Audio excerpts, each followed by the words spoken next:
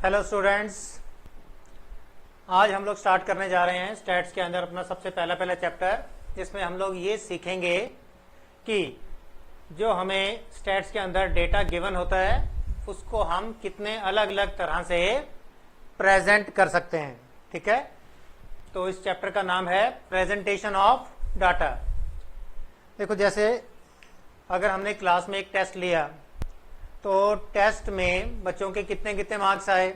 एक मेथड तो ये है कि हम हर एक स्टूडेंट के मार्क्स को इंडिविजुअली बता दें, इस तरह से कि मार्क्स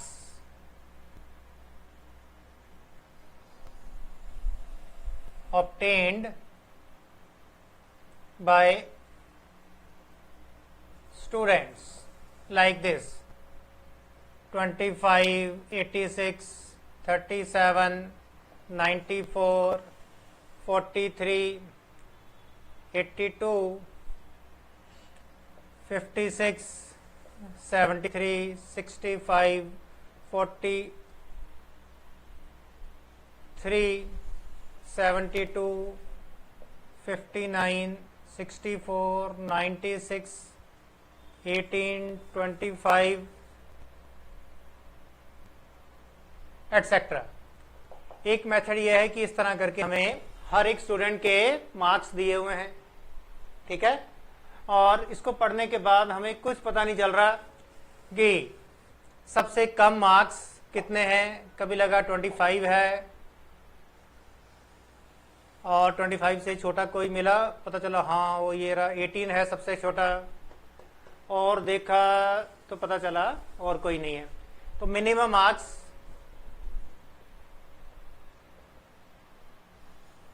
एटीन आए। एक हम हाईएस्ट मार्क्स देखना चाहते हैं, तो हाईएस्ट देखा तो 86 मिला, फिर देखा नहीं 94 भी है, 94 के बाद देखा तो एक 96 भी आ रहा है, तो हाईएस्ट मार्क्स 96 है। ठीक है, और अगर हम इसमें ये देखना चाहें कि कौन कौन सा नंबर या कितने कितने मार्क्स कितनी बार रिपीट हो रहे हैं, तो हमें मालूम नहीं है, ढूंढना पड़ेगा। 25 दो बार रिपीट हो रहा है, 86 एक ही बार आया, 37 एक ही बार आया, 94 एक ही बार आया, 43 दो बार आया, 82 एक ही बार आया, 72 एक ही बार आया, 73 एक बार आया, 65 एक बार आया, 64 एक बार आया, 56, 59, 18, 25 दो बार आया और 43 दो बार आया, बाकी सब एक बार आए। तो अगर हम ये देखना चाहते हैं कि कौन सा नंबर कितनी बार रिपीट हुआ, तो भी हमें ढूंढना पड़ेगा।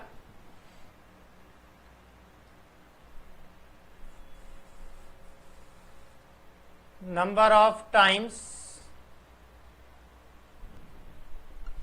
each value means marks is repeated। तो हमने देखा 25 2 टाइम्स है और 43 भी 2 टाइम्स है, और बाकी सारे 86, 37, 94, 82 एटसेट्रा, ये सारे के सारे 1 टाइम्स आ रहे हैं। तो अल्टीमेटली कंक्लूजन क्या निकला, किस तरह से अगर हमें डेटा गिवन हो तो बिल्कुल भी ऑर्गेनाइज्ड नहीं है। ठीक है, सब कुछ हमें ढूंढना पड़ा, खुद पता लगाना पड़ा। इसमें से अगर हमसे पूछा जाए कि कितने बच्चे पास हुए कितने फेल हुए, वो भी मालूम नहीं है। पास्ट स्टूडेंट्स कितने हैं, फेल्ड कितने हैं, मालूम नहीं है। ठीक है, और जो पास हैं उनमें से कितनी डिस्टिंक्शंस आई हैं, कितने फर्स्ट क्लास में पास हुए, कितने सेकंड क्लास, कितने third class and so on, कुछ भी गिवन नहीं है। ठीक है, तो ये भी प्रेजेंटेशन का एक ढंग है कि कुछ गिवन नहीं। तो इस तरह की प्रेजेंटेशन को हम कहते हैं रॉ डाटा। इस तरह की प्रेजेंटेशन को हम क्या कहते हैं? Raw data. रॉ का मतलब है बिल्कुल रॉ फॉर्म में है, कुछ भी ठीक से ऑर्गेनाइज नहीं किया हुआ। और इसका नाम हम एक और रख सकते हैं अनग्रुप्ड डाटा।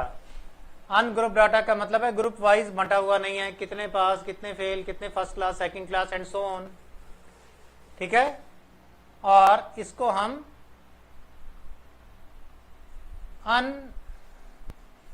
अनऑर्गेनाइज्ड डाटा भी कह सकते हैं। ठीक है, कि ऑर्गेनाइज नहीं किया हुआ ये वाला डाटा। ठीक है। तो अल्टीमेटली, और इसका एक और नाम है इंडिविजुअल सीरीज। इंडिविजुअल सीरीज का मतलब है कि इंडिविजुअली एक एक बच्चे के बारे में बताया हुआ है कि उसके कितने कितने मार्क्स आए, कोई ग्रुप वाइज बटा हुआ नहीं है। तो अल्टीमेटली अगर हम इसके फीचर्स देखें तो फीचर्स ये हैं कि अनग्रुप डाटा में इस चीज का मेंशन नहीं किया होता कि मिनिमम वैल्यू ऑफ एक्स क्या है, मैक्सिमम क्या है, number of times the value is repeated, ये भी मेंशन नहीं है। ठीक है। और कितने स्टूडेंट्स पास हुए, कितने फेल हुए, कुछ भी मालूम नहीं है। That's why it is called unorganised data और रॉ डाटा और अनग्रुप डाटा और इंडिविजुअल सीरीज। लेकिन इसी को अगर हम ग्रुप वाइज बांट दें तो कहलाएगा ग्रुप डाटा। ठीक है। ग्रुप डाटा की डेफिनेशन देखते हैं क्या होगी। Group data means the data is properly organised in increasing और डिक्रीजिंग ऑर्डर। डाटा को हमने इंक्रीजिंग या डिक्रीजिंग ऑर्डर में ऑर्गेनाइज किया हुआ है, बांटा हुआ है, डिवाइड किया हुआ है। And each individual value is repeated how many times is also mentioned in the data। ठीक है। और हर एक वैल्यू कितनी कितनी बार रिपीट हो रही है, तो यानी इसको हम ऐसे करके एक टेबल के अंदर फीड कर देते हैं डाटा को। उसमें लिखते हैं कि the value of x individually क्या क्या है और the number of times the value of x is repeated, हर एक वैल्यू कितनी कितनी बार रिपीट हो रही है। तो इसे हम कहते हैं ग्रुप डाटा। ठीक है। अभी हम आगे सीखेंगे कि ग्रुप डाटा को भी हम फर्दर दो पार्ट्स में डिवाइड कर सकते हैं। ठीक है। ये अभी मैं आपको यहां पर बना के दिखाता हूं कि सपोज ये जो मार्क्स आए हैं इन्हीं को ही किस तरह से हम ग्रुप डाटा में शो कर सकते थे। क्लियर। तो ये सारा नोट कर लो एक बार, तो इसको मिटाकर मैं आगे बताता हूं।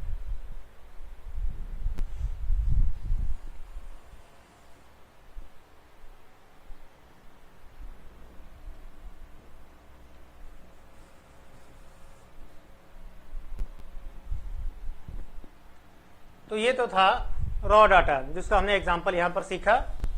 और अब हम इसको मिटा दें, ग्रुप डाटा के बारे में सीखेंगे। तो उसका एक एग्जांपल देके बता रहा हूं। लाइक हमें इस तरह से मार्क्स दिए होंगे और यहां पर लिखा होगा नंबर ऑफ स्टूडेंट्स, कितने स्टूडेंट्स के इतने मार्क्स आए। ठीक है। लाइक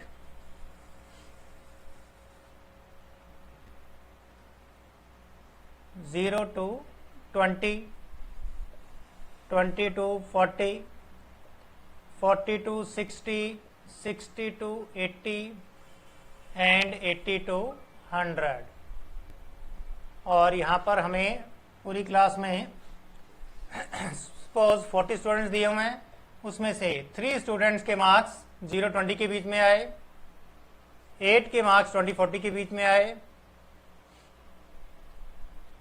17 स्टूडेंट्स के मार्क्स 40 और 60 के बीच में आए,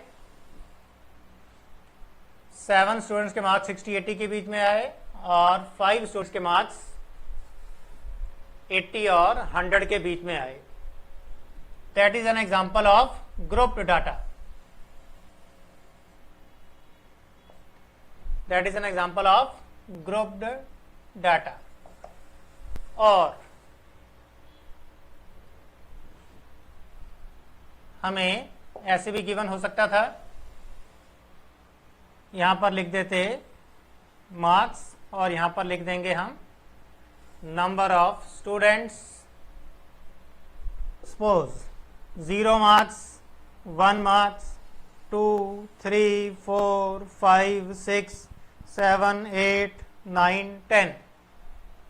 नंबर ऑफ स्टूडेंट्स 2,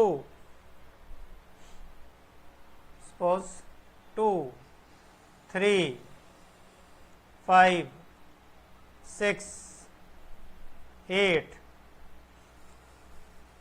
13, 24, 12, 10, 6, 4। इस तरह से भी गिवन हो सकता था।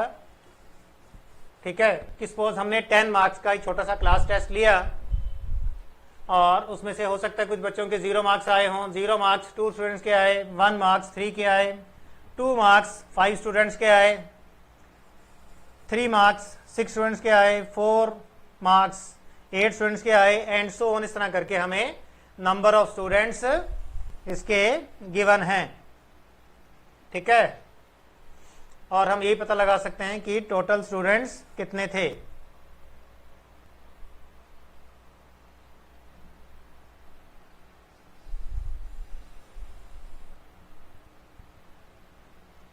तो सबका सम आया 93। तो मतलब पूरी क्लास में टोटल 93 स्टूडेंट्स थे और उनमें से 0 मार्क्स 2 स्टूडेंट्स के आए, 1 3 स्टूडेंट्स के आए, and so on. 10 out of 10 4 students के आए। तो इस तरह करके भी हम प्रेजेंट कर सकते हैं। This is also known as grouped data. तो ग्रुप डाटा को प्रेजेंट करने के हमारे पास 2 मेथड हैं। एक को हम ऐसे करके किसी रेंज के अंदर डिनोट कर सकते हैं कि इस रेंज के अंदर कितने स्टूडेंट्स के मार्क्स आए, और एक में हम दिखा सकते हैं कि इंडिविजुअली कितने कितने मार्क्स और कितने कितने स्टूडेंट्स ने उतने मार्क्स ऑब्टेन किए। ठीक है, तो यही मैं आपको बता रहा था कि ग्रुप डाटा को फर्दर हम 2 पार्ट में बांट सकते हैं। इसको हम कहते हैं डिस्क्रीट सीरीज। क्या कहते हैं इसको?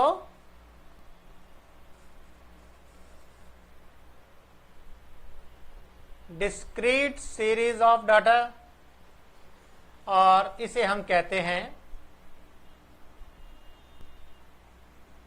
Continuous series of data. Continuous, बिल्कुल कंटिन्यूटी में है। 0 से 20, 20 से 40, 40 से 60, 60 से 80, 80 से 100, कंटिन्यूटी में। वैसे देखने में लगेगा आपको कि शायद ये भी कंटिन्यूटी में है, लेकिन सोच के देखो, अगर किसी स्टूडेंट के मार्क्स 1.5 आएंगे तो क्या हम इसे किसी में डाल सकते हैं इसमें? तो आंसर है नो। हमने 0 मार्क्स लिखा, फिर 1 लिखा, फिर 2 लिखा, 1.5, 1.4, सपोज डेसिमल में मार्क्स आ सकते हैं, 1.4, 3.7, 8.6, तो ये सब हम यहां पर नहीं दिखा सकते। ठीक है, डिस्क्रीट सीरीज के अंदर डेसिमल वाले मार्क्स हम नहीं दिखा सकते, लेकिन यहां पर देखो किसी के 15.8 मार्क्स आए तो 0 से 20 वाली कैटेगरी में चला जाएगा। 86.4 मार्क्स आए 80 to 100 वाले में चला जाएगा।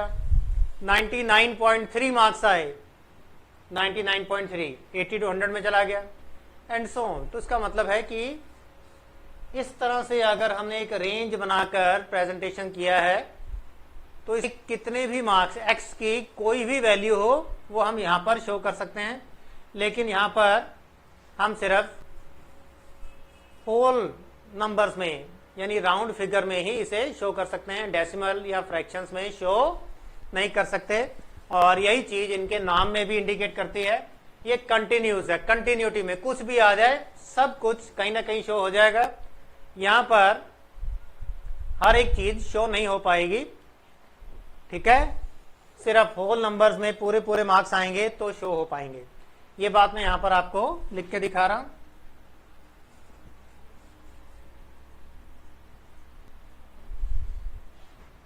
मैंने बताया था डेटा को हम दो पार्ट से बांट सकते हैं, रॉ डाटा और ग्रुप डाटा। ग्रुप को हम फर्दर दो पार्ट से बांट सकते हैं, एक को हम कहते हैं डिस्क्रीट सीरीज ऑफ डाटा और एक को हम कहते हैं कंटिन्यूस सीरीज ऑफ डाटा। तो डिस्क्रीट का एग्जांपल मैंने आपको यहां नीचे लिख कर दिया और कंटिन्यूस सीरीज का एग्जांपल हमने वहां पर देखा। ठीक है, इसमें data is divided into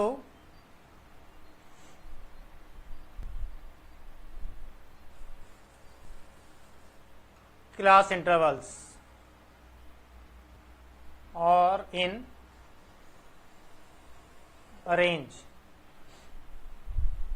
ranges। और डिस्क्रीट सीरीज में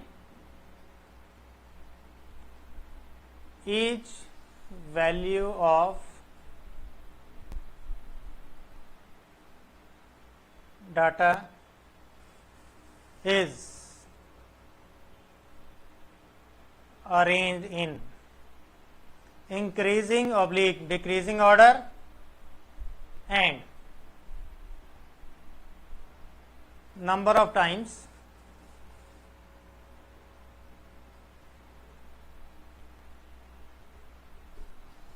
it is repeated।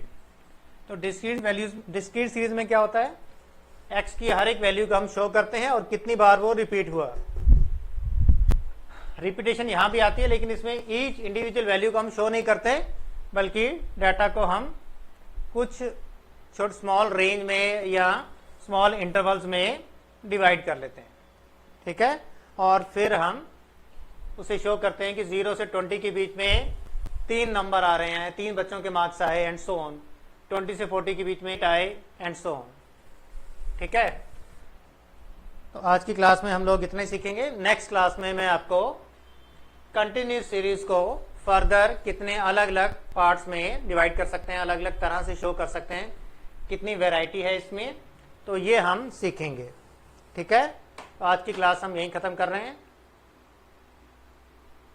Thank you.